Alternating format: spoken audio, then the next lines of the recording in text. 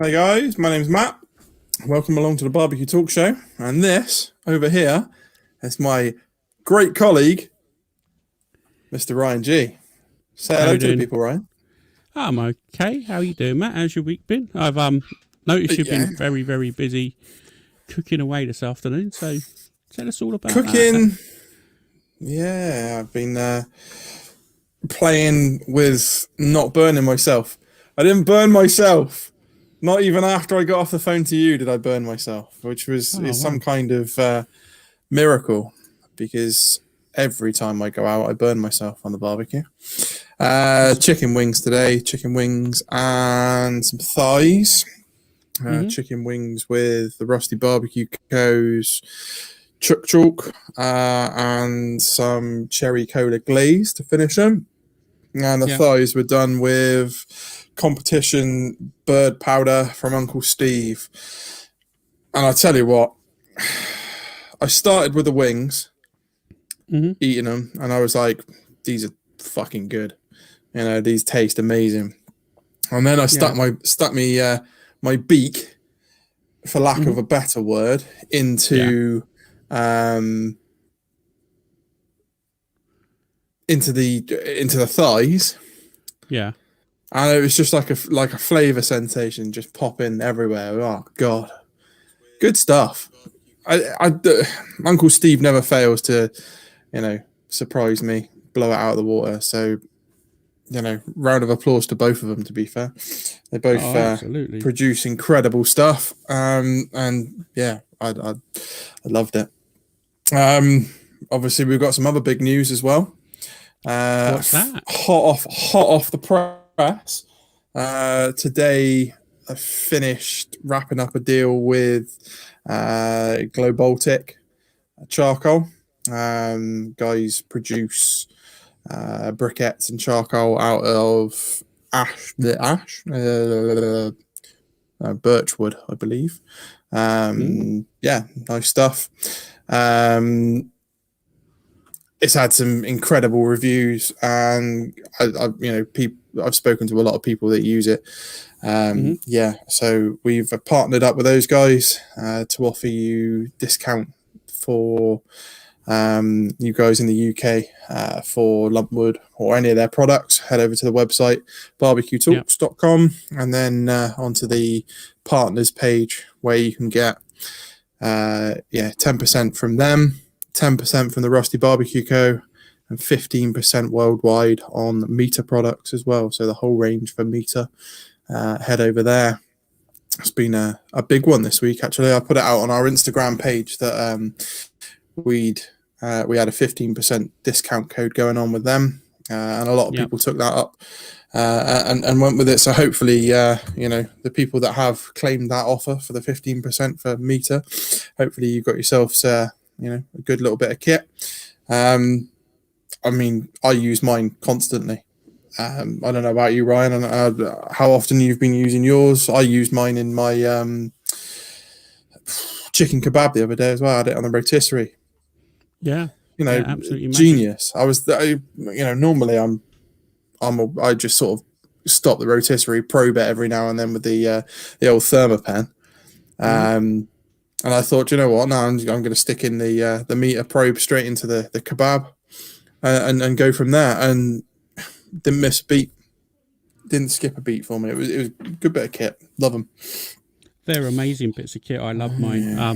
Constantly use it on, as you say, on the barbecue. They absolutely shine on a rotisserie, and the 15% discount we're carrying at the moment on the website is well worth it. You know, you can save a fair old wedge of cash on a Meter Plus or the Meter Block. Even you can get that as well, and it's as you say, it's an international code. So go over there, check out the website, and save yourself some money. You know, that's That's it. That's the whole idea of us trying to help everybody out, save a bit of cash, Correct. and do the best we can for people. So, So without further ado, tell me, have you made your onion bhaji burger yet? fucker. No, it's a simple answer Right, because I right, was. okay. Well, I'm going somewhere with this Go on then. because for our featured cooks part of the show, Elliot has made his onion bhaji burger. Now, have a look at that. That looks absolutely spot on. For the guys that are listening on the podcast, we'll put these on the social media, so Twitter and Instagram, if you want to go and take a look at those. So, look at that. Spot on bit of kit. Looks nice big bit of burger and a nice onion bhaji sat underneath there. So you've got something to live up to, Ryan. He's already done it. So, you've got to get in there and make it. He's come out punching. Yeah. When are you making it? I'm going to do it tomorrow. I got the lamb mince out tonight. I've got a whole ton of onions, so I'll probably be making that up and watching the rugby tomorrow afternoon with a lamb burger. So and a couple of beers. Yeah, fair enough. And then we've got the next one was from Brit Does Barbecue, Riggs from our Facebook group, using some of Russell's Rusty Barbecue Co. Core Powder Chook Chalk, and I'm hoping that he used chip dust on those chips, but they do look incredible regardless. Nice bit of steak there, so spot on. And the last one to show for today is our friend, very close friend, Daddy Dutch. Let me just call up those pictures. Hold on a momento. He sent me some pictures today whilst he's cooking of his new smoker. He's cooking some ribs for the lads in the workshop today. So I'll just call those up now. Hold on. There you go. So he's got the ribs going on his new rig. Is that a baby back? Sure does it. They were competition pig powder on those. So yeah, they're looking spot on, mate. Yeah, very cool. Of course he is. Yeah. So we'll like I said earlier, for the guys that are listening to it, or guys and girls listening to it on the podcast, we'll stick those pictures up on the social media platform, so you can take a look if you want to, on Twitter and on Instagram. I'll put them on Instagram as well. Let's share the love. So that's the featured part of the show done and dusted. Shall we move on to the main event? Yeah, for sure. Let's get ready to rumble. Get our guest in this week, Darrin. He has a fantastic podcast called The Fire and Water Cooking. He's also a book out called Fire and Water Cooking, the fusion of smoking and grilling and sous vide cooking.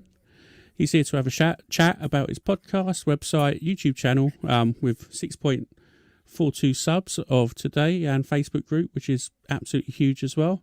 Plus other social media stuff and all things Q. So let's get him up and have a chat. Let's call him up. Darrin, how you doing, mate? I didn't know it was the main event. I thought you guys were the main event. I'm just jumping in. We're just the side notes, mate. We just facilitate the main events. We're like the ring girls, just not so pretty, and we don't have. I mean, well, I don't know, Ryan. We saw you shirtless a minute ago. I've kind of got double D tits, so we saw you shirtless a few minutes ago. So don't tell everybody. They're going to demand you. Yeah, they're going to make a demand that you do that shirtless from now on. So no, we've had too many shirtless incidents on this show for a lifetime. We're not doing that ever again. Do you remember Lep? Well, ask Lep. Yeah. There we go. I thought that'd bring back some memories for you, Ryan, especially your birthday present that I got you. That was cool. Well, thanks for having me on, guys. I appreciate it. No, we're very happy to have you here. To be honest, it's going to be a very interesting conversation. I'm looking forward to learning about sous vide cooking, and especially the sort of stuff you're doing. It's amazing. So let's get into it. Yeah. Well, some of the guys in the chats, I know some of the guys in the chat. So you got Kent and Pickles and all those guys in there. Hey guys, how are you? Hey guys. Daniel as well too. Absolutely. And so, let's get into this chat then. We've got some little warm-up questions, so just so we can all get settled in and get comfortable and have a chat. So, tell us a little bit about yourself and whereabouts you're from and how you got into this sort of path you've chosen. I'm, an older gentleman, so let's just say, but I cooked all my life. I got into cooking back when I was in my teens. Used to follow my mom around the kitchen, but I also started working in restaurants. Some of my first jobs were working in restaurants, and I worked in restaurants on and off until I was in my mid-20s, and started out washing dishes, of course, when I was, just able to start working. But as soon as I could, I got into the kitchen and started cooking, mostly family type restaurants, nothing, no white cloth, tablecloth, highfalutin places, just, family sit down restaurants, not fast food, but still had got a lot of experience cooking, making things from scratch, and I really liked it, enjoyed it. The only thing I didn't like about it was the hours. The pay wasn't that good. And, when I was in my mid-20s, I ended up getting married and having a baby, and figured I really would have had to work 2 jobs all the time to be able to make a living in that industry. So I decided to, change my career and got into banking, but I still had the love and passion for cooking, and I still cooked. I cooked all the meals at my house all the time, and, always did a lot of grilling and barbecuing. When I initially grew up in upstate New York, we didn't do a lot of barbecue per se. It was all grilling. It was all, burgers, dogs, steaks, chicken, all on the grill. It wasn't low and slow smoking or anything like that. So I was able to learn that and develop that over the years. When I moved to Florida, back when I was in my, late teens and early 20s, and started getting exposed to real barbecue and different cultures and stuff like that, because I lived in South Florida, which is, you got all kinds of culture down there. You got the Caribbean influence, you got the South American and Cuban influence, and everybody seems to tend to end up down there, and you can pretty much walk down the street in Fort Lauderdale or Miami and get any kind of food you want, pretty much. So that kind of opened up my eyes from what I grew up with, was just the staple American food. But so I always had that passion for cooking, and I always did that as a hobby per se, and always was interested in it. And about 4 or 5 years ago, I decided I wanted to start, getting a little bit more serious with barbecue, and the internet started sprouting up in the Facebook groups and everything. I got heavy into barbecue for a good long time, and then I kind of discovered, I didn't discover it, but I kind of tripped over this cooking method called Sous-Vide, and I started trying to figure out what that was. And I looked at low and slow barbecue, and I looked at Sous-Vide, and I said, well, Sous-Vide is pretty much just like low and slow barbecue, except it's in a water bath. It's lower temperature, longer time cooking to produce a better product. So I was intrigued, because I figured that sous vide on its own wasn't a complete cooking method, because you didn't produce a good crust or sear or Maillard reaction. But if you combined it with smoking and grilling, you could produce something you can't produce any other way. So, and that's really what really got me interested in it. And that's what I started kind of developing. I started a Facebook group that grew relatively quickly, and then started taking my hand, and, well, if I can, start a Facebook group, I might as well start trying to do some YouTube videos. And so I tried my hand at that, and then I got started doing that. And I said, you know what, there's no really podcasts out there talking about, combining it. So I started the podcast, and, so one thing leads to another, and I just kind of, take it to the next step. And now I got the book out there. So, so I go from one thing to the next. So, and that's kind of where I'm at right now. So it's just, not just growing, but learning new things and how to use them. Especially with sous vide, I think a lot of people think initially it's just good for steaks, or, there's only 1 or 2 things it's good for. But once you start going down the rabbit hole and looking at the science and what it actually does, you see where it can open up a whole whole new different avenues you can take it down for sure. Excellent. Yeah, no, that was going to be a little question a little bit later on, but as we're on that subject now, we may as well just sort of skip down and then jump back. With the sous vide cooking technique, I've seen lots of people do lots of different stuff, but I've never really seen that much fish being done in sous vide. Is that a thing? Like, can you cook fish in a sous vide water bath, or is that just something sort of like a quick sort of cook that you generally do on a barbecue, do you think? No, people use fish and sous vide a lot, and especially in the restaurant side, because you can cook it, at that low temperature. The way sous vide works, you're cooking in a water bath, and the water holds its temperature. Unlike air, where when you're heating air in an oven or in a smoker, the temperature of the air in the smoker is never going to be 225 all over the place. It just doesn't work that way. Air can't hold the temperature, but with water, the water is going to be whatever temperature you get it set at. So if you set your water bath to 120 degrees, that water is 120 degrees. So you're cooking at an exact temperature. So cooking fish, which is a very, fragile protein, you can cook that at a very low temperature and make sure it's done and pasteurized and ready to cook and eat, and finish it off with just a quick sear, or you take a torch and just put a little bit of flame on it, and it's perfect. It's actually used a lot, but you don't see a lot of it, I guess, on the YouTube videos and stuff, because people tend to, like I said, they kind of think, they hear about it, it's good for steaks, and they kind of tend to just use it for that one thing, and they don't kind of expand on it. But it's really good for any kind of protein like that. It's even good for vegetables. I mean, because you're cooking in a bag, so you're not losing any moisture that you would if you put it on a grill or in an oven or on a stove, and you're able to cook it at a precise temperature. So if you was to add to sort of like a buttered seasoning into a bag of broccoli that you're putting in your sous vide water bath, would that sort of like intensify the flavors of the broccoli and etc. with all the herbs and spices you'd put in it, or would it? It's not even just that.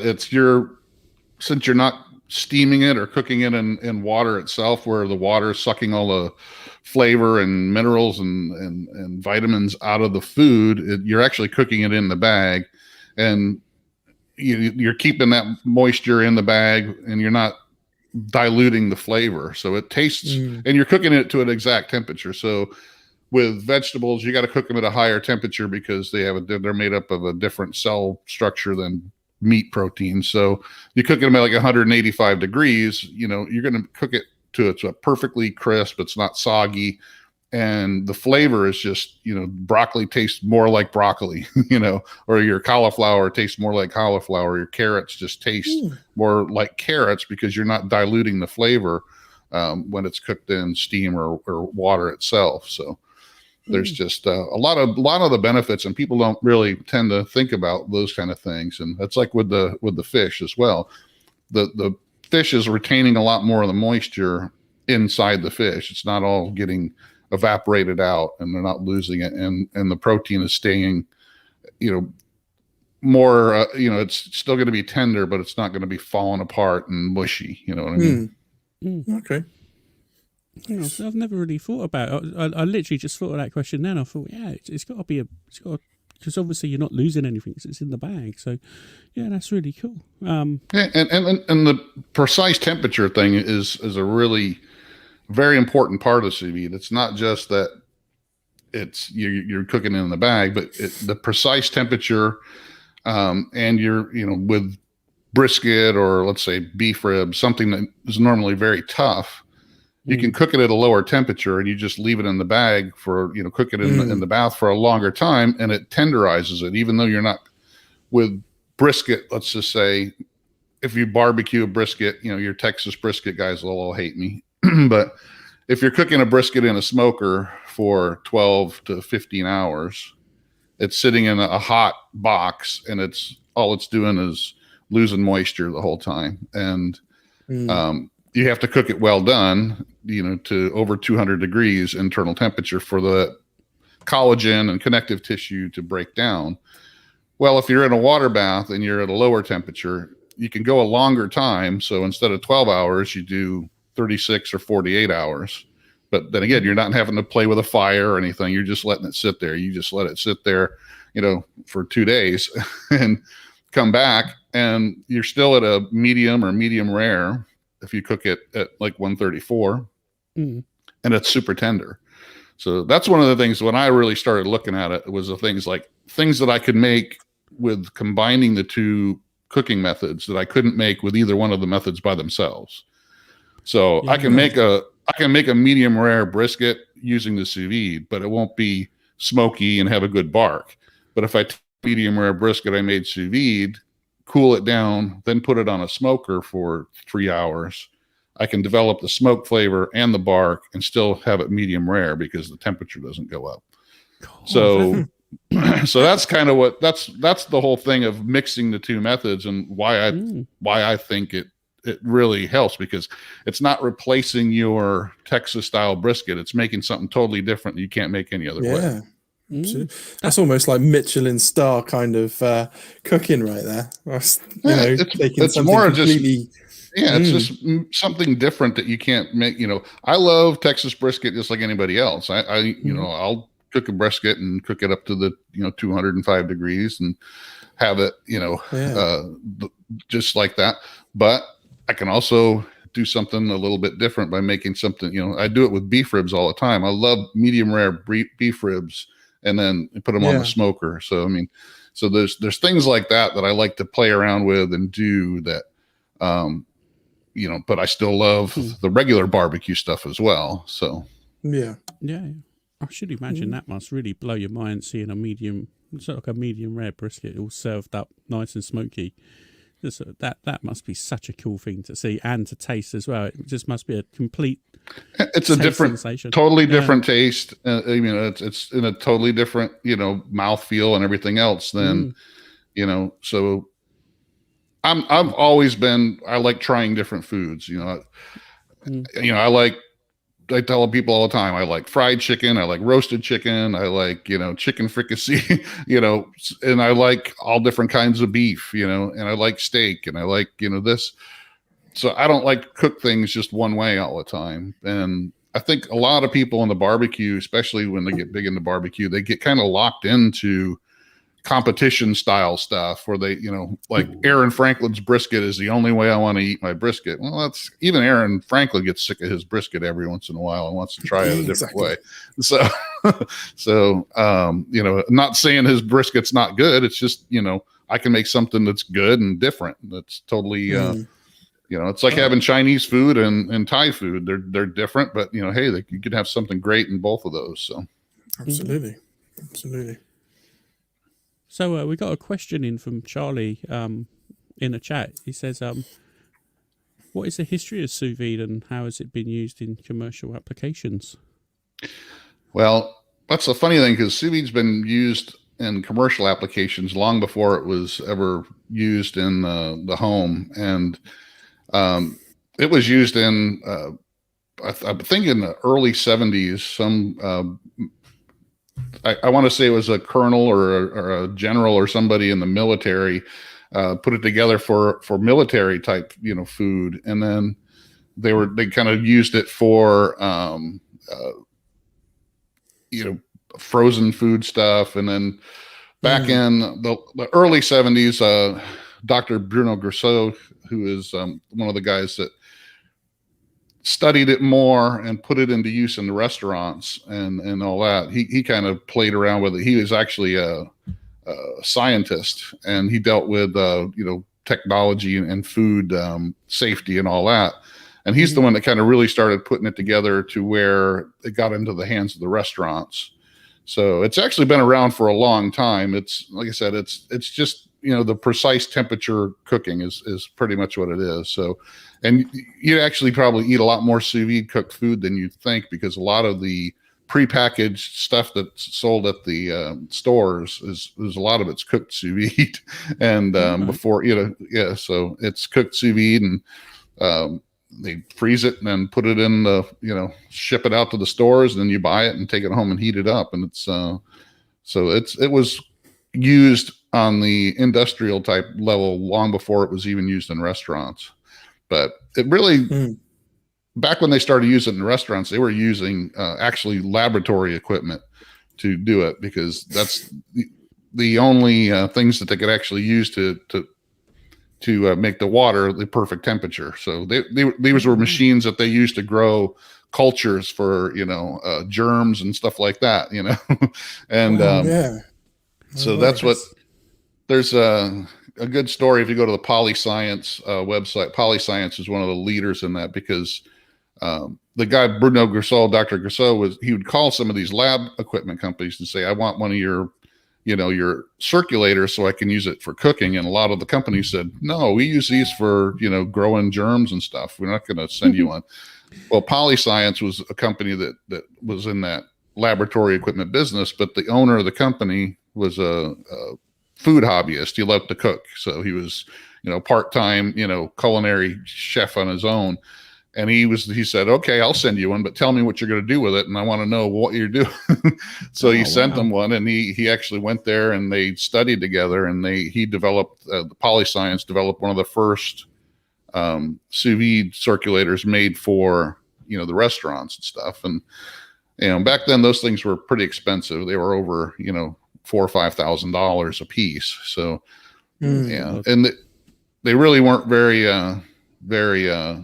user friendly. I mean, or cost wise. So but so it was usually like the top tier restaurants, the 5 stars or the Michelin star, restaurants that actually were able to use it.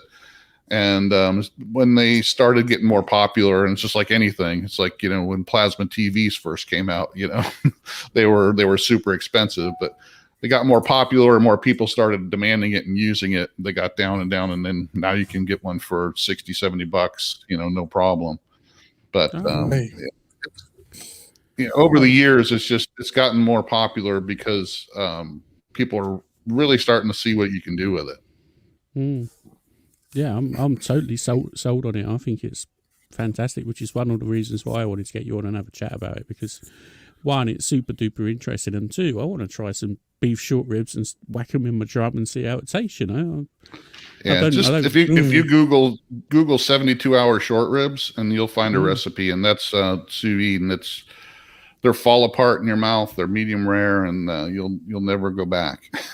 So you'll make them again, because it's something totally different. Like I said, it's not like something you've ever had before. So that's what I love about it. I can make things that I couldn't make any other way, and that doesn't mean anything else is bad. Like I said, I always get guys coming into my Facebook groups from barbecue guys. Oh, are you saying that you make a better brisket than Aaron Franklin? It's like, nope. I'm not saying that at all. I can make something totally different than Aaron. Exactly. I make something completely different. Exactly. Yeah.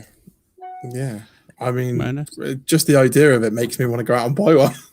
Yeah, I'm totally sold. I've been thinking about it. I am. Yeah, it's just like I said. I think people get things locked in their mind. It's just like with anything new that people kind of just. They'll only go so far. Like the biggest thing that comes in when people come into the group, they go, well, I hear it's good on steaks. So that's all. Or they think of it as like a Instapot or a George Foreman grill as a device, which it's not really a device. It's a whole cooking method, and it does a whole lot more than people give it credit for. So I guess you could kind of say that for people just starting out in the barbecue community. I bought this Weber grill.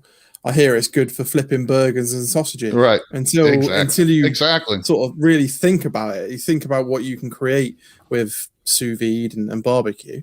You're kind of stuck in that sort of little one-track mind until you've been sort of, I don't know, opened or shown different methods and different things that you can do with it.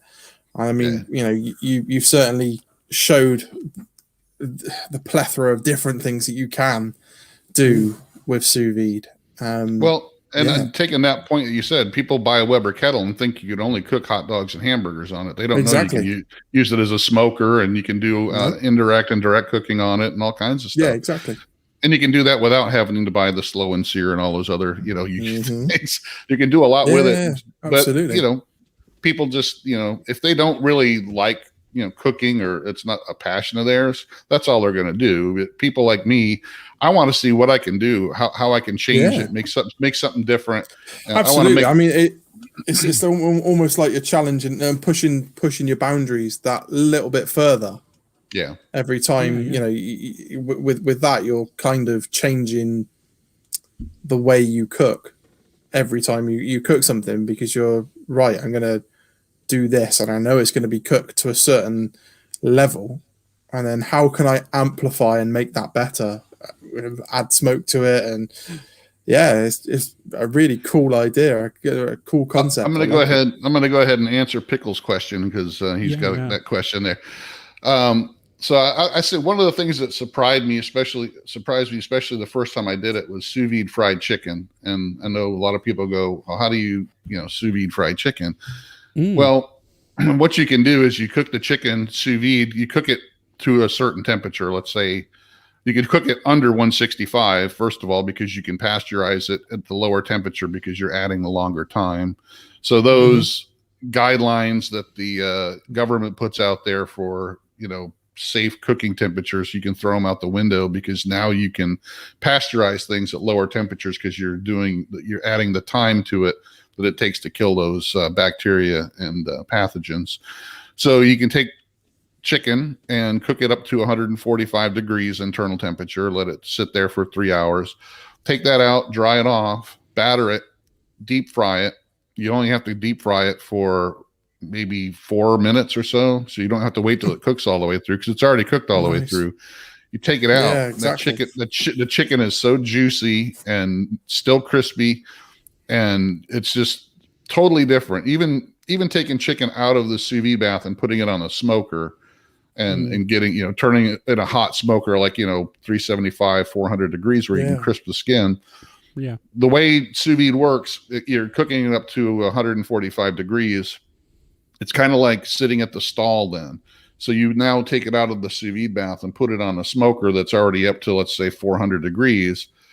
The chicken doesn't start rising in temperature right away. It sits there at the 145 internal temperature for a good 25 to 30 minutes, because it's like the evaporative cooling kicks in, because it's already at 145 internal, and the moisture is starting to evaporate, and it's still keeping the food at the same temperature, but the skin is getting crispy. So now you can take that off. The skin's crispy, and it's really, really juicy because it didn't evaporate all out if you just left it on the smoker for 4 hours. So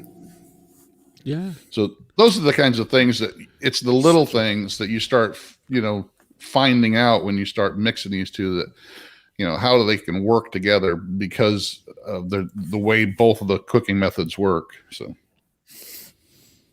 Oh, we got another question here from Dutchy. He's just answered that. In that question that's just been said, yes, you can. You cook at lower temperature. And the whole reason is because with sous vide, you're just like low and slow cooking. It's not just the temperature; it's the time. So let's just say you're cooking. Most people like to cook, I guess, let's say pork butt or brisket at like 225 to 250 for 12 hours. Well, now you got people doing it hot and fast, right? Well, we know with the hotter temperature, all you're cooking at a hotter temperature, the moisture is leaving the food a lot quicker. And you still have to break down the collagen and the protein and all that. But with sous vide, since you're cooking at an exact temperature, you're not doing that in a smoker or on a grill. You're not at you just because your readout says 225, that's just guessing. It's not exact. Yeah. Because air doesn't work the same as water. If you stick your hand in an oven that's 250 degrees, you're not going to get burned. If you grab a hold of that side of the oven, you're going to get burnt. If you stick it in 250 degree water, you're going to get burned. You're going to burn. Because it works. Energy transfer is totally different in a water bath than in an oven. So you can cook at a lot lower temperature. And then if you add the time onto it, that's where you can pasteurize even at a lower temperature. just give you an example for the 165 degrees that, you know, they use. I mean, we're in America, so I'm sorry, you guys over there in the I cook in Fahrenheit as well. So. But, you know, 165 is the number they throw out there for chicken, you know, to cook chicken too. But that number is that it kills the pathogens instantly. So if you take a chicken and throw it on 165 in a degree grill, you know, flat top, the pathogens that are on the skin of that chicken are dead instantly. Well, if you stick them in a water bath and you cook them at 145 degrees, after 2 hours, all the pathogens are dead. So you add the time to the temperature, and, you know, there's a gradient, there's a level that, you know, eventually all those pathogens are going to be dead because they can't survive over 120 to 25 degrees. So at 125 degrees Fahrenheit, pathogens start to die, and the higher the temperature, the faster they start to die. At 165, they die instantly. So that's how that kind of works. And there's Douglas Baldwin wrote a book on Sous-Vide that he's got all the different pasteurization tables that kind of show you, and he goes by the thickness of the meat and how long and the temperature and all that, and the different meats and how long it takes to pasteurize and stuff like that. But 99% of the pathogens in food are on the surface anyway. So you really don't have to make sure that your food is 145 degrees all the way through, you know, for it to be pasteurized most of the time. I'm so glad you said that. I was literally just about to ask, where do you find out the information and the charts and stuff to figure out how long to cook it at a slower temperature? So it's sort of like... There's a lot of information out there. There's a lot of books, and, you know, there's been a lot of research done in the last 20 years, especially. And it's been done by scientists too. It's not just, you know, cooks. And that's, I was talking about this Dr. Bruno Grousseau. He started an institution called CREA, CREA, and it's the Culinary Research Education Academy.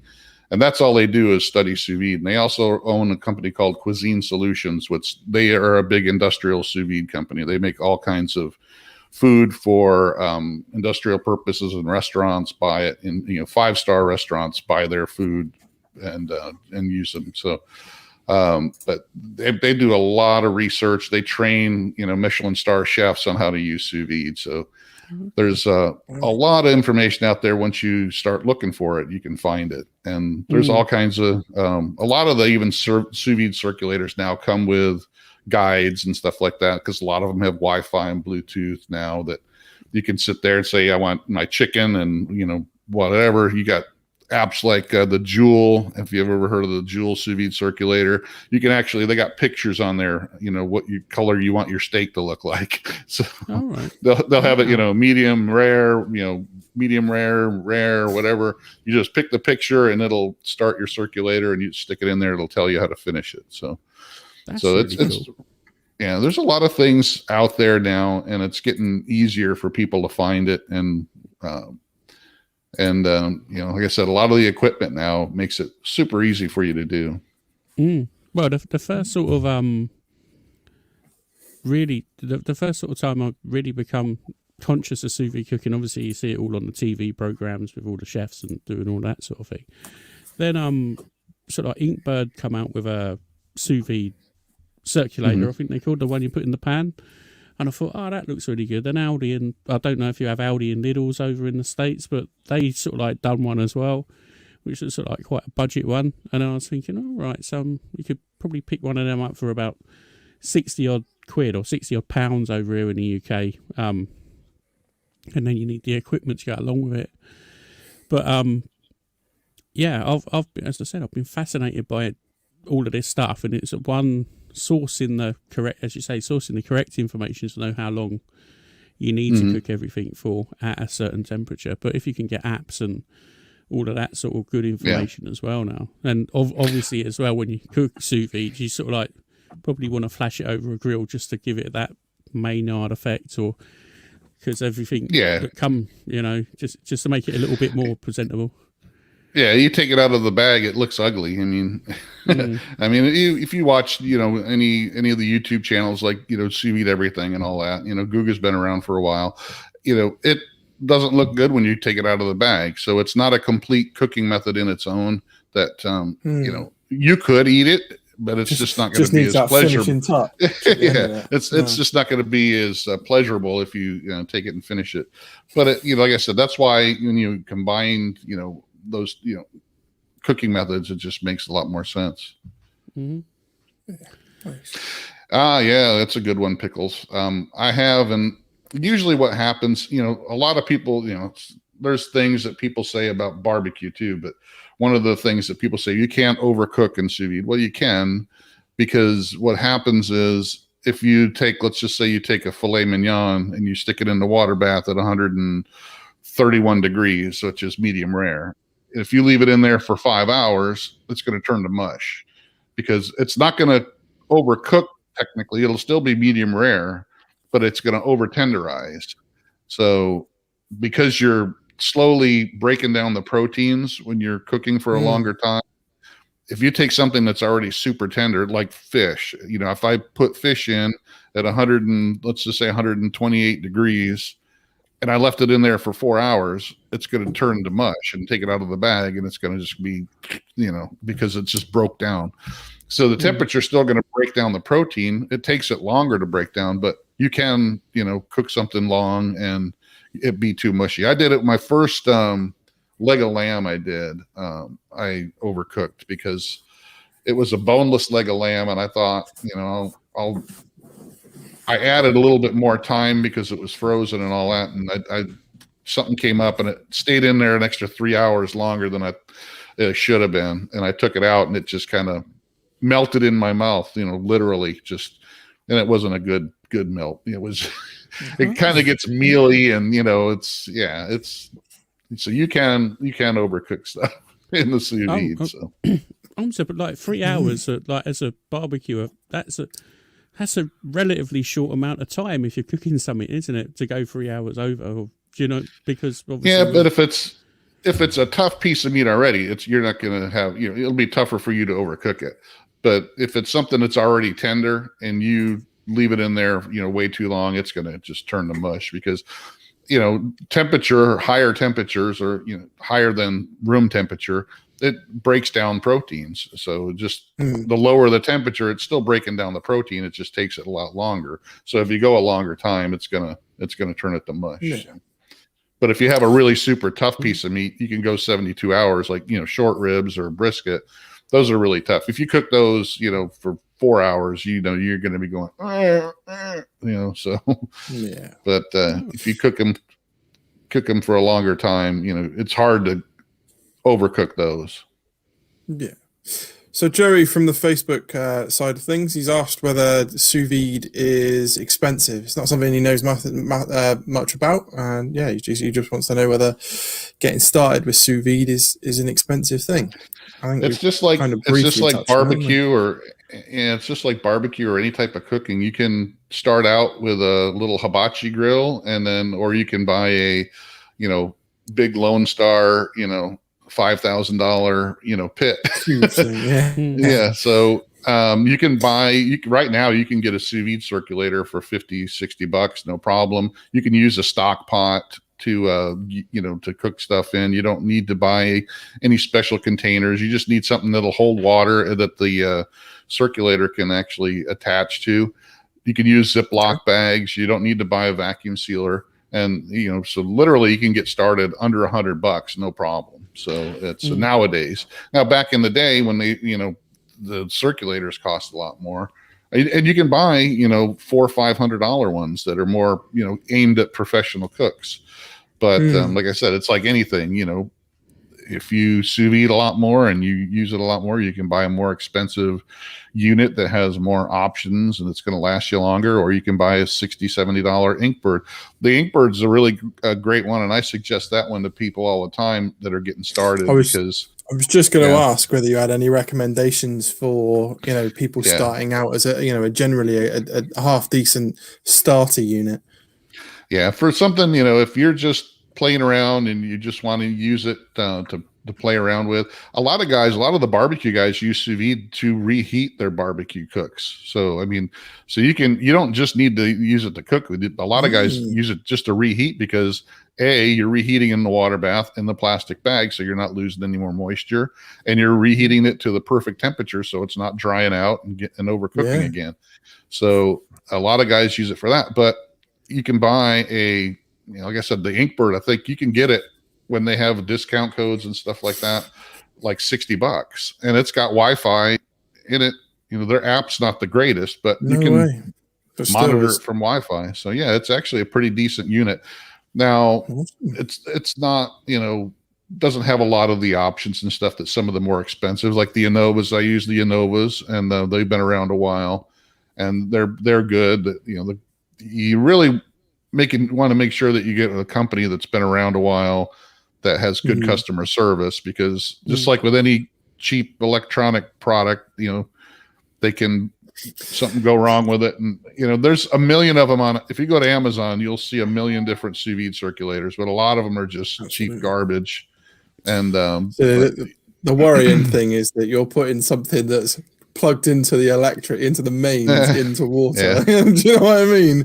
It's one of those things that you're like, yeah. Well, the main issues that people, that it be accurate, because a lot of times that the heaters have to be accurate, and if they're not, you get one. I've had them where I've had companies send them to me, and they're just this $40 piece of garbage, and the temperature of the water bath is like 4 degrees off. And well, when you're trying to cook at an exact temperature, you don't want to be 4 degrees off. You want it to be exactly. Or within a half a degree. I'm okay with a half a degree, but to be 4 or 5 degrees off is not good. And bad, isn't it? So, but I like the Inkbird. I always suggest that for people that are just getting started and don't want to spend a whole lot of money. And you can buy the more expensive containers if you're going to do it a lot more, but you can just use a stock pot or a pan. As long as you can put water in it and stick the circulator there and put your food in it, you can use it. So that's all good information. So we're going to move this along a little bit now. Yeah. And hit up the website. Can we pull up and have a look at that? Or should we I'm on it. Carry on talking whilst I get it up. So what we're going to do is we're going to put up your website, Darrin, and if you can talk us through a couple of little bits of bobs on it, pictures, etc., just to show everybody in the chat. You're going to talk about my book too. So the book, that's I put that together. I put that together too because I like teaching people stuff. That's kind of where I started with the Facebook group. That's what got me started, because I want to show people what I'm learning, and it grew really quick. So everything that I've been doing, even the YouTube channel and all that, and the podcast, is more of teaching people all the different things you can do with it. So that's just my Instagram feed that goes on there. Yeah, no, it's cool. I like it. It's got a very, very much a like our website kind of feel about it. It's I do it all myself, so it's not professionally done. Yeah, no, it's the same as ours. I see you use the same hosting platform as we do, so hence it looks similar. Good platform. It is a good platform. So tell us a little bit about the website. Where was the brainchild behind it? What sort of got you started with it? Well, it was more of a necessity than anything, because when I started the Facebook group, was like the first thing I did, and then I started the YouTube channel, and I said, well, I really got to have one place that people can go to find all the stuff that I started doing. So I said, I might as well build a website. Then of course I do a blog. I'm not really consistent on doing the blog. I'll put something out there every once in a while. When I remember to, but so the website lets me be able to do that. It gives me a place to put my YouTube videos. They can find them there. They can find my podcast there.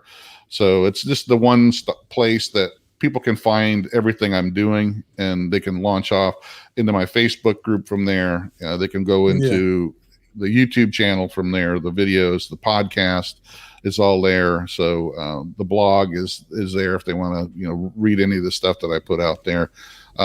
Now I have my book is able to go and they can purchase the book directly from me, or they can find it on Amazon from there. So it's just more of a necessity place where everybody can they can go and find out all the stuff that I'm doing. I want one of these. That's an interesting story. I was one of you guys know T-Roy, right? Troy from Troy Smith from T-Roy Cooks. Yep. Troy was one of the first guys that turned me on to that. He Bob, who is the guy that owns that, got a hold of Troy, and I saw him on Troy's channel, and I got Troy and Bob, the owner, on my podcast. They were one of my first guests on my podcast when I started that. And this was way before he even had it in production. He wasn't even started his Kickstarter. He had just built a couple test units, and then I had him on, and he sent a few of us the actual. I think he made like 10 of them with his printer. Just the basic, and we were able to test them out, and before they even went into production. So that was pretty cool, and I love them, man. I have both the Sous-Vide gun and the grill gun, and they're good. And Bob's a really smart guy, and now he's got his son working for him. They're doing really well now. But yeah, I was kind of almost on the ground floor of that when they started. Yeah. But I'm glad to see they're getting really, really, really popular now. Yeah, they've had some really good exposure, haven't they? Who's Malcolm Reed? He uses it with a lot of people have them now. Yeah.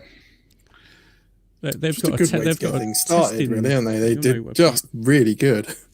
Yeah, they are super cool and things. The production model was a little bit different than the pre-production. They had to add in some safety features like a check valve, so that if you turned it up and the propane didn't come flying out like a flamethrower and set everything on fire. So there's some things they had to change to it, but it's still I have charcoal grills. I prefer charcoal grills. I do have a pellet grill, but I prefer cooking on Kamado grills and charcoal grills. I have a hasty bake, but literally I can have I can literally have the fire going and cooking within six to 8 minutes, up and just everything hot and ready to go, and just I'm cooking steaks within 6 minutes for that thing. So yeah, see, that's why I want one. Yeah, they're good. Yeah. Tell us a little bit about your book, and I've stopped on the book page for a reason.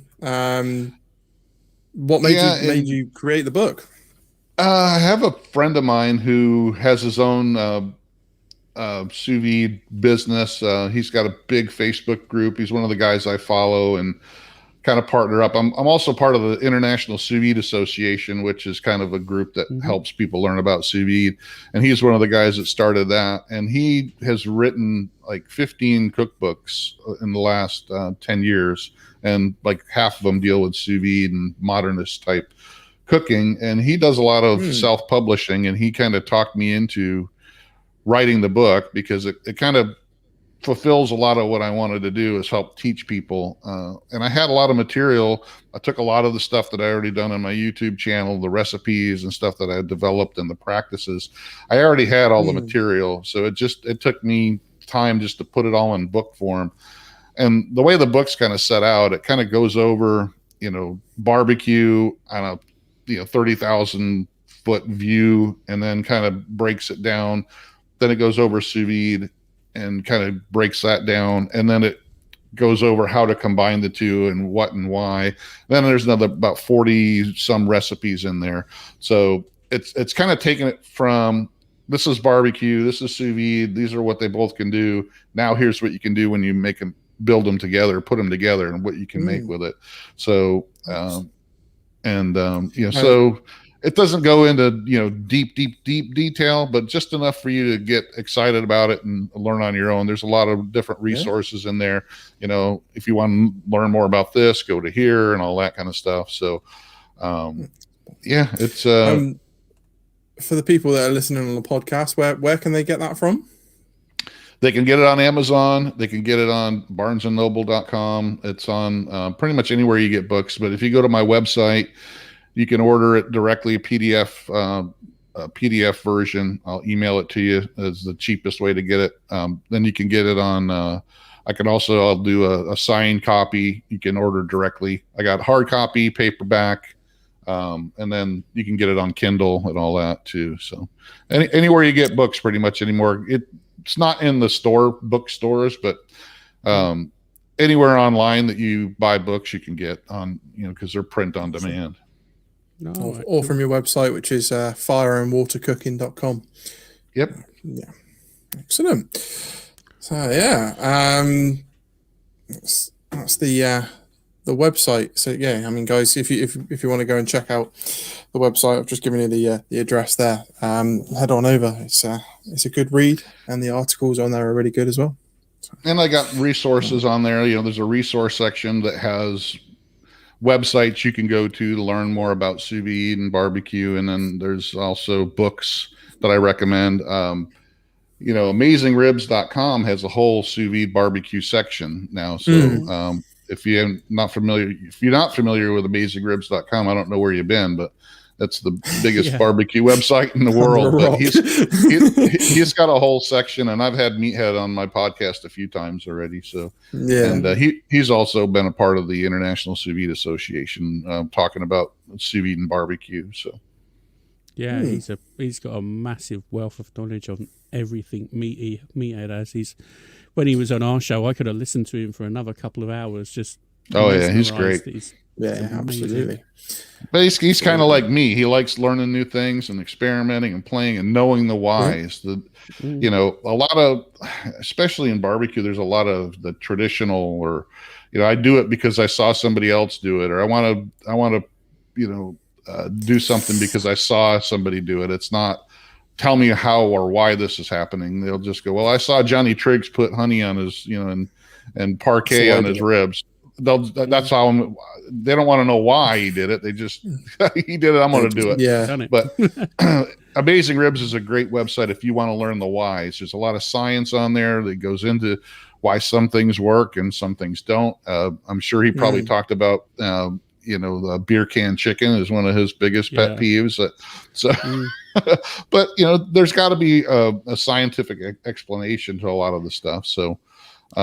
And that's the way I go. I mean, there's got to be a why to do things. You can't just tell me just because, mustard on a pork butt doesn't make sense to me, but people will fight you, left and right, but you can use pretty much anything that'll make the rub stick. It's, anything wet, which sort of like makes the meat sweat, water, and then the meat will adhere to it.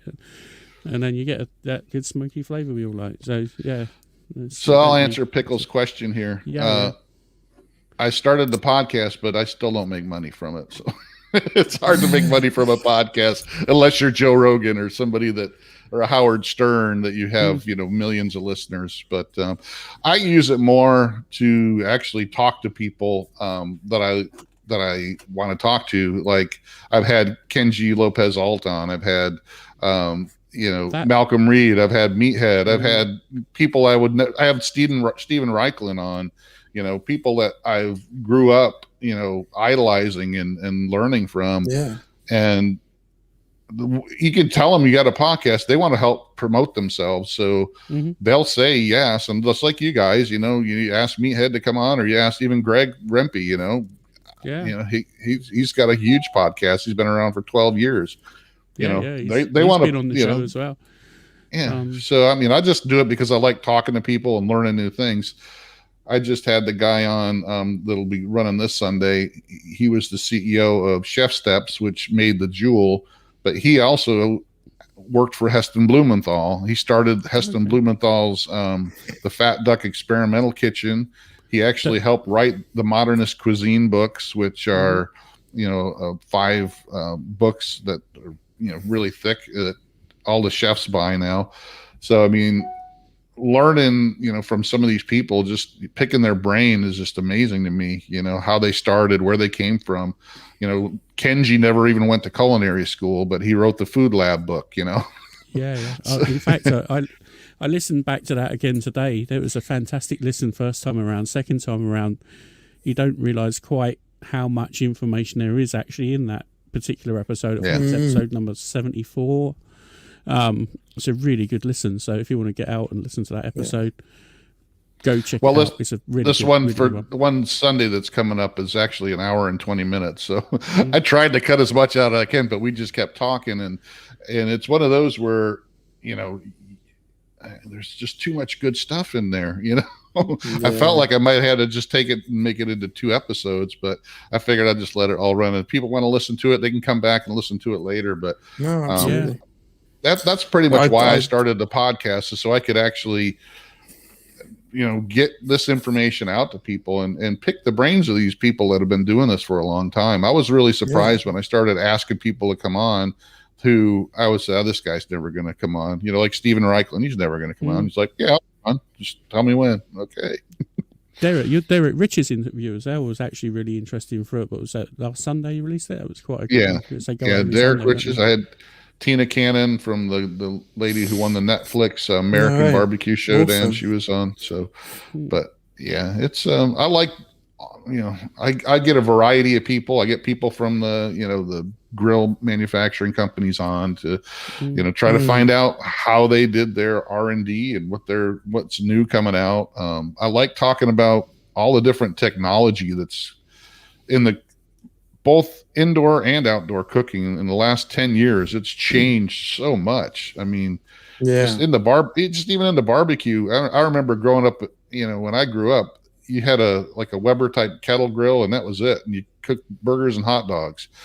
Now you go into a Walmart or a Home Depot, just into those places, and their outdoor grilling section is 5 times bigger than it ever was because of all the different things they have in there. So. Yeah, that amazingly insightful interview that was, especially when he said, "Oh, don't bother going and getting all of your branded tools." Should we say just nip down the local sort of like chef supply shop, and you're going to get something of a better quality and more useful. I really want to hit on brands, especially at the minute, because, you know, but yeah, all good information. Check out that podcast from last week. There's a lot of good stuff in there, and surprising stuff as well, actually. So I didn't realise that some of the particular bigger Brox brands are all made under the same roof. And the Komodo ones were quite an interesting sort of spin on things as well. I didn't realise that either. But if you ever go on to Alibaba.com, you can find a lot of stuff, and you'll look. Yeah. You can make your own grill. You buy it. Grill. Absolutely. You can. There's plenty of stuff on Alibaba. If you buy a pallet full of them, you can put your name on it. No, we've got a question again from Charlie in the chat. Pickles Barbecue. St. Paddy's Day is coming up. What's your recommendations for Americans to do with corned beef and cabbage? Actually, I got a video that's coming out tomorrow morning that I actually did a dry cured. I took a brisket. It's an actual full packer, but it's a smaller one. It had a smaller point. But I did a dry cure for 12 days. I didn't do a wet cure, so I just took the curing salts. I did an equilibrium cure where you measure out the kosher salt and the pink salt to the weight of your meat, so you're not over salting it. And then I cured it for 12 days in the refrigerator, and then I made corned beef and cabbage out of that. So Sous-Vide is actually really good for that because it's a brisket. You know, usually that's what they make, either that or navel, but most of the time it's brisket anymore. So it's a good low and slow. You can also turn it into pastrami if you want, but it's good because it's cooking in its own juices again. What I did with this particular one, you'll see it in the video tomorrow if you watch my channel, but I cooked the corned beef when I had it all cured in the sous vide for I did this one at a hotter temperature and a shorter cooking time, so like a hot and fast would be. But so I did 6 hours, like 186 degrees, and so it cooked in the juices, in its own juices. Took the juices out of the bag, put it in a pot with the cabbage and carrots and stuff, and then I have Anova makes a precision oven, which is a combi steam oven now that you can actually do sous vide in the oven. and I actually let the corned beef rest in the oven while I cooked the cabbage and the carrots and stuff in the juices from the bag. So it actually turned out really, really good. So sounds pretty good to me. Yeah. Cool. I'll be looking forward to watch that when that drops tomorrow. Yeah, definitely. So also you've got a new KJ group or Kamado Joe group come out. Yeah, I haven't got it put together yet. So it's they gave me a pre-production model and it's missing a couple parts, so I had to put that on hold. But that thing is going to be pretty good. I mean, I had a Kamado Joe back before I even started doing this. I had got one about 6 years ago before I even started my Facebook group and stuff. So I had bought a Acorn, because I wanted a Kamado, but I didn't want to go spend $1,000 on one without knowing if I was going to like it. So I got the Acorn cheap one that was made out of metal. And I had that for about 8 months before I decided to buy the Kamado Joe. But the Kamado Joe, back then, they had all the stuff included. The big green egg, you had to buy all the stuff separate, and you had to go through a dealer, and they didn't really discount them. But I was able to get the Kamado Joe, and I really liked that brand because of they keep innovating. They keep changing, making a new stuff, and they fix things, and they don't just give you an example. Their firebox is a ceramic firebox, and all their ceramic parts have a lifetime guarantee, but they always had an issue with the firebox breaking, so they would always crack and they'd have to replace them. So they redesigned the firebox into multi-pieces. So they slide like a puzzle, so it doesn't have that issue with the heat and the cooling down and breaking, but they fit together like a puzzle piece. So instead of being but one big piece, it's always breaking. Now they've redesigned that, and you won't see that in any other Kamado grill. Now they brought that concept into a kettle grill, because even though this is a kettle grill, like a Weber, it's a metal kettle grill, they brought the concept of having a ceramic firebox in there to help retain heat. And it's a multi-piece firebox as well. They also they developed this thing called the slow roller. They worked with a group of college students from Harvard to design this thing called the slow roller that's in their Kamado Joe 3 versions, that actually helps the smoke roll back onto the meat instead of just going out the top. And the engineering class designed this thing for them, and Kamado Joe actually bought the company, and and they've incorporated this into the kettle grill as well that they're making. So it's going to have that, and they call it the slow roller, and it's an addition. If you go to Kamado Joe's website and look up their kettle, you'll see it. It's it looks like a bell, because the smoke kind of goes up and comes back around and hits the food back on top before it goes out of the grill. But so some of those things they developed, and they've got some of the things are very similar to their Kamado grills, like the bottom vent opens and closes kind of like the Kamado grills. And so there's some really cool things that if you look at it, you go, yeah, this isn't a Weber, it's totally different designed. But it's a good company that they try to innovate and make things better and change things when they don't work. So yeah, I'd say KJ or Kamado Joe are probably the leading ceramic brand in the UK at the moment. They're big in Australia too. Yeah. A lot of people are cooking with them over here. I've seen quite a few of the Instagram people in the UK have all. I don't know whether they've been gifted or whether they've been saving their pennies, but a lot of them seem to have got the Big Joe 3. All being delivered roughly at the same time, and that thing looks fucking massive. I'm slightly jealous. I kind of want one. And that's like I said, that's the thing I like about them. They're always innovating, and you can still buy the classic, the regular one that they first came out with. You can still buy that for you go to Walmart. I think they have them in Home Depot and stuff now for like $700, or you can get the $2,800 Big Joe 3 that's got all the other toys and bells and whistles in it. It's got everything in it. Yeah, so there's a lot you can do with those type of cookers. It's they're really you can use them just like you would anything in your kitchen, so you can grill, you can bake, you can make bread, you don't have to have smoke on everything. So yeah, that's the hyperbolic. There's the slow roller that you were talking about. Yeah. Now, if you go to their, is this on the European one? They might not have the kettle, Joe. This is the UK one. So they haven't got the kettles. Kamado Joe in the UK sell only their sort of eggs. Even when you click on grills, just shows you the eggs, but they're fitting those to the eggs as well. So, which is cool. Yeah, and you can buy that slow roller now for the older models. So they actually came out where you can actually buy that. I don't know if they have it over there yet, but let's have a look. You can actually buy that as a separate accessory for if you have an older one that didn't come with it, or if you have a classic or classic 2, it'll fit. So yeah, and that's the thing that they try to make accessories and stuff that you can actually use too. They're not just accessories for accessory's sake. A lot of the Big Green Egg stuff is just accessories for accessory's sake, Yeah, exactly. With a hefty price tag on the back end of them. Absolutely. They're not cheap, but I suppose you get what you pay for at the end of the day, don't you? So yeah, this kettle grill, I was going to say I've never seen anything like it, and that's obviously why now, because they're not available in the UK yet. And I think that'd be quite a good idea to target the UK with, because if it's come out in the US, we're definitely going to get it at some point.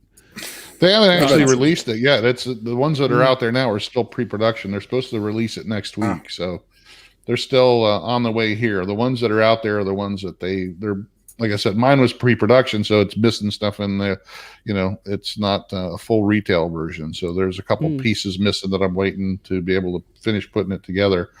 But it's actually it's totally something totally different than a Weber kettle. So people are going to look at it and go, I might as well just get a Weber kettle, and it's like, no, this is going to be something totally different. And you can use it as like a Weber kettle, but there's going to be some other options and features to this that you couldn't do in a Weber. So yeah, I'm totally looking forward to seeing how the Facebook page develops, and hoping they do sell them over it, because from what I've seen, I'm sure they will.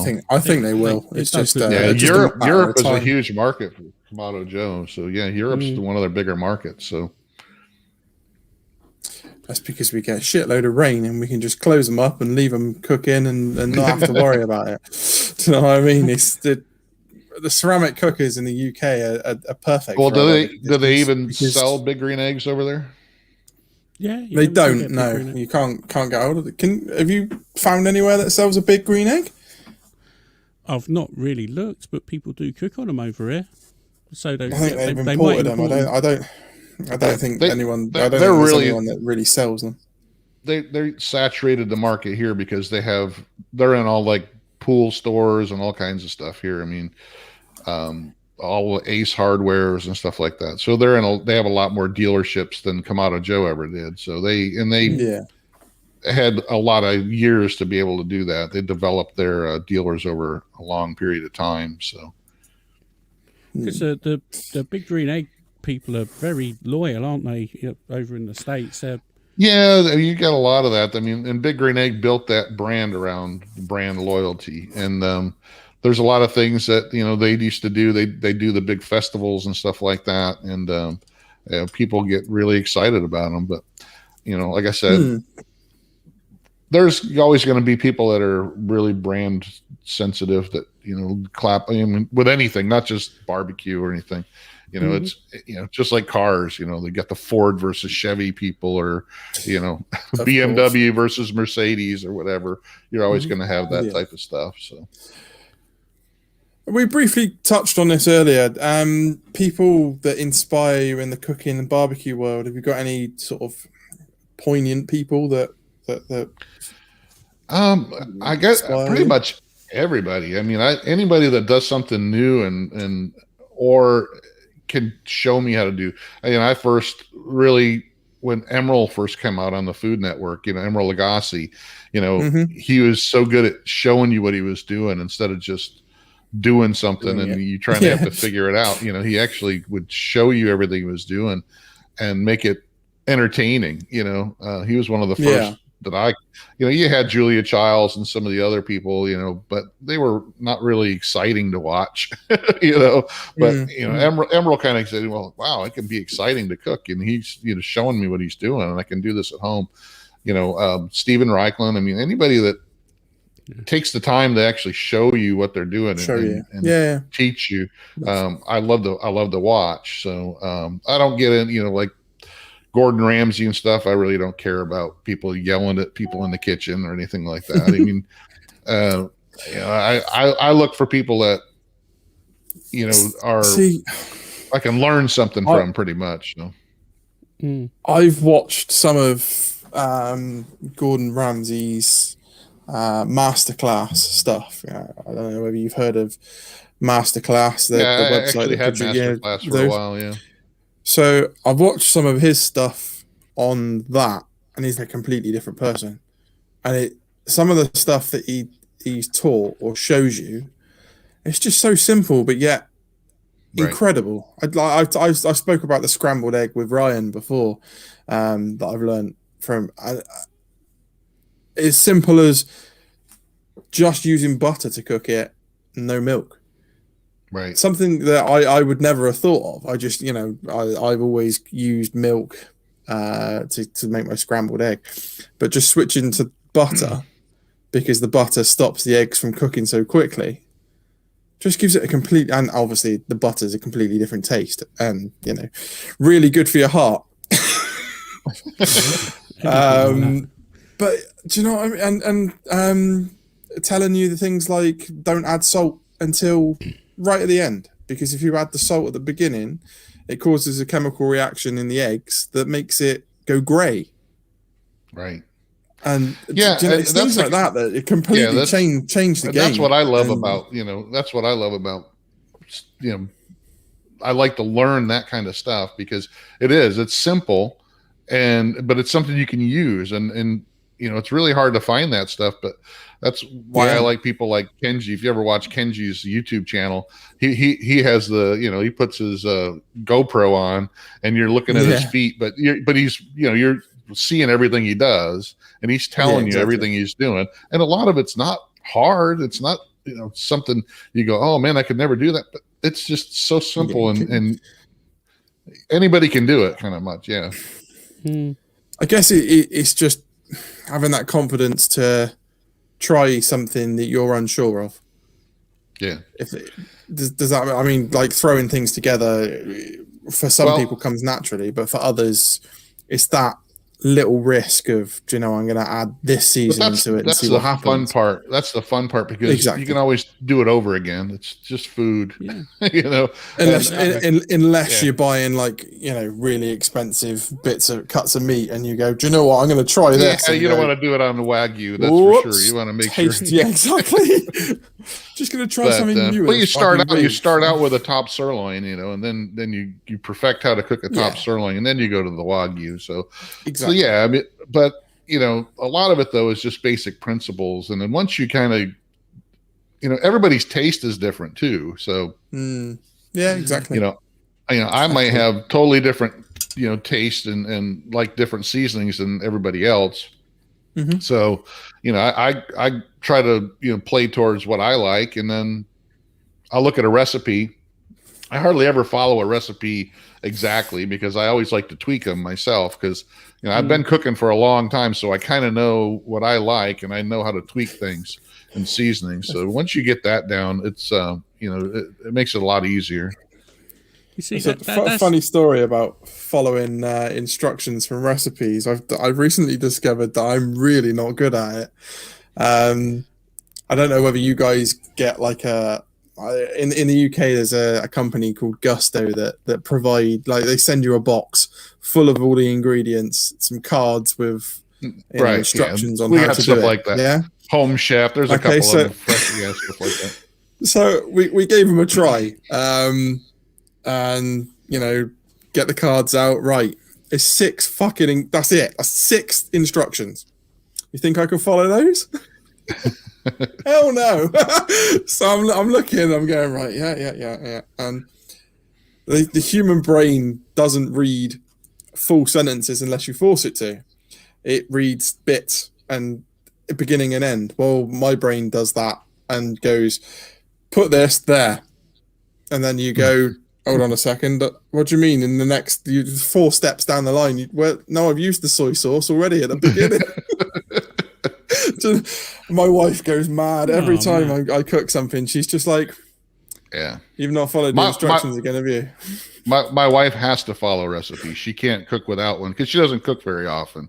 So she has to go buy a recipe and follow it exactly. But see, I can't. I physically can't follow a recipe exactly. I have to tweak it to make it my own pretty much. But, I can get a general idea, on how to, how it's going to turn out. But I usually, the only thing I have to follow a recipe on exactly is baking, so you can't really, bake a loaf of bread. You can't wing that one, can you? You can't wing it because it's chemistry. No, there's no, yeah, absolutely. It's witchcraft and wizardry baking. That's right. So I'm not a big baker, that's for sure, but I love cooking. So have you eaten any exotic meats? And if you have, what's it been like? Like, what do you consider exotic? Like monkey brains or? Oh, what do you consider exotic? Exactly. Indiana Jones and the Temple of Doom.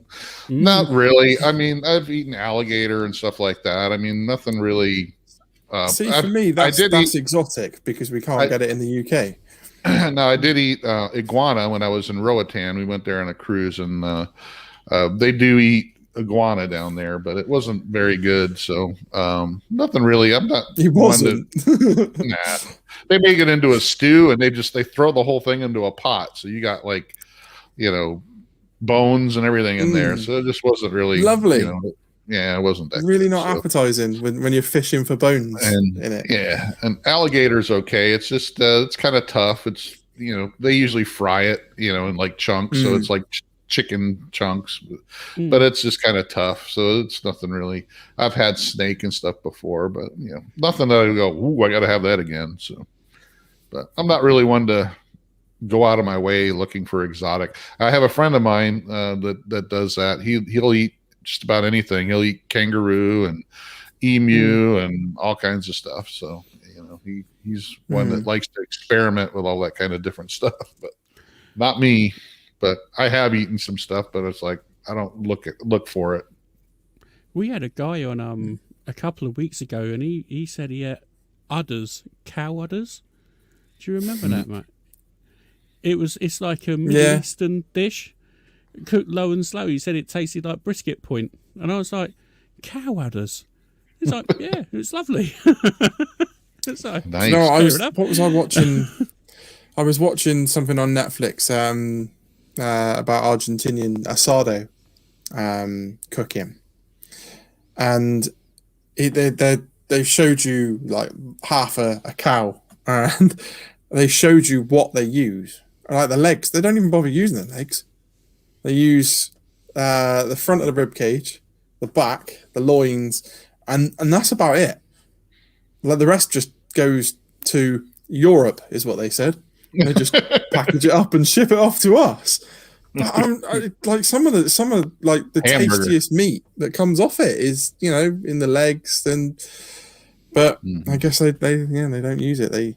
It just surprised me that I guess different cultures use different parts of the animal, and others clearly something else, isn't it? So I found it fascinating, because I'd never ever heard of it, and I thought, wow, it's just something. It really blew my mind, I thought cow udders. Well, it's like people eating testicles. I have no desire to eat bull testicles. So I'm with you on that one. No, thank you. Well, that must have been a conversation. What's for dinner tonight? Nuts. What? Nuts, literally. Nice. Right, a question that we ask all of our guests that come on. I'm going to guess that Kiss is probably going to feature quite heavily in this one. What? No, Top come on. top 3 favorite music albums or artists. Well, Kiss Alive 2 is probably my favorite one because it's from my childhood. It was their biggest, album that they had out back then. It was the late 70s. So I probably know every song that was on that, sang every song that was on that one. After that, probably Rush, 2112. Big Rush fan, like the prog rock, I guess they call them, but make you think. And Bob Seger, Live Bullet. So I like some of those albums that every time one of the songs on there comes on, the whole album's just a good album. There's a lot of albums like that from that era. I grew up in the 70s and 80s, and so there's a lot of albums that were like that back then, where every song on there was something that got played on the radio a lot of times. So. Yep, definitely. That's cool. Classic stuff. Excellent. So, last segment of the show is a quick fire questions round. And we've got a few that we throw at you, and it's just throw them out as quick as you think of them. No thinking about it, just spit the answer out that comes straight to your mind. So, do you want to start, Ryan, or do you want me to go first? Yeah, bull testicles is definitely going to have to be added. Yeah, udders or balls. I need an udder. I'm eating Tits udder all day long. Come on, that's what it should be. Tits or nuts. Okay, so right. Go, Matt. You want to start, Ryan? Okay, so hot and fast or low and slow? Low and slow. Day or night? Depends on what I'm doing, but probably night. Fair enough. Beer or spirits? I like wine more, but probably spirits. Okay. Spirits, okay. Scotch or some other Irish whiskey, something like that. Nice. Lump or briquette? Lump. Yeah. I'm a lump man. Same. Yeah. Pork or beef? I have to say beef, but I do like pork, but I'd say I can do a lot more with beef. Fair enough. Ribs, wet or dry? Dry. Yeah. Good man. I cook all my ribs dry, and I let people, if they want sauce, I give them they can put sauce on afterwards. So. Exactly. Maybe. So, butcher paper or foil? I'd say depends on what I'm cooking, because I don't usually wrap a lot of stuff anymore. But butcher paper, if I was cooking brisket, probably foil for pork butt. Fair enough. Wrap it or let it ride? Let it ride a lot of times. So, yeah. And burgers or hot dog? Burgers. Good man. There we go. There we go. Quick Can fire do a round lot with complete. burgers. Yeah, you can. Definitely. Ask Greg Burbich at Ballistic Barbecue and Ballistic Burgers. Yeah. Oh, in fact, yeah, we definitely. You guys got to get Greg on. He's really good too. He was one of my first guests that I had on my podcast, and he's super cool. He's written a couple books, and he's always a guy you can pick his brain. And he's been around a while. I actually met Greg. I went out to San Diego once and gave him a call, and we went out and had dinner. So he's a really cool guy too. So. All right. Well, if you could hook us up, that'd be amazing. We're always looking for interested and people to talk to. So if you could help us connect with him. Yeah, Greg's a good guy. So he's a good one to have. So he's been doing this a while. So. Yeah, that'd be nice. Awesome. Right. Do you want to tell everybody about social media platforms where people can find you? Facebook, like you can just, if you search Fire and Water Cooking on Facebook, you'll find both my Facebook page and the group. I've got a couple other groups on Facebook as well. One's All Kinds of Barbecue that it's not a really big group. It's something like 2,000 members. I just, it's for any kind of barbecue on there. So I try to make it, fun. I've got a vacuum sealer group that gets really popular.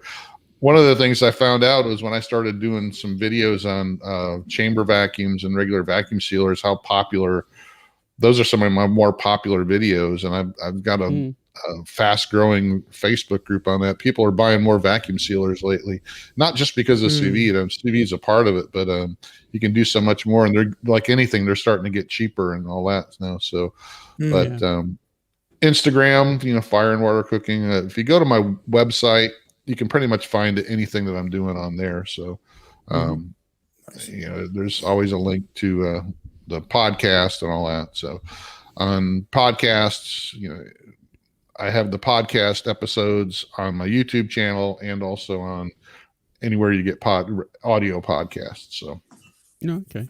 Yeah. Awesome stuff. I must say, I listen to your podcast on Google Podcasts, which are quite good. Genuinely. Yeah. I mean, that's, I'm kind of surprised at how, it's growing, but it's, I don't know. I think we talked about this the other day when we talked. It's each platform has its own audience, and there's people that will follow me on Facebook that won't go to my YouTube channel or follow, the podcast on audio podcast, but there's people on Instagram that won't go to Facebook. So it's like that's kind of why I branched out to have something a little bit on every platform. On everything. Absolutely.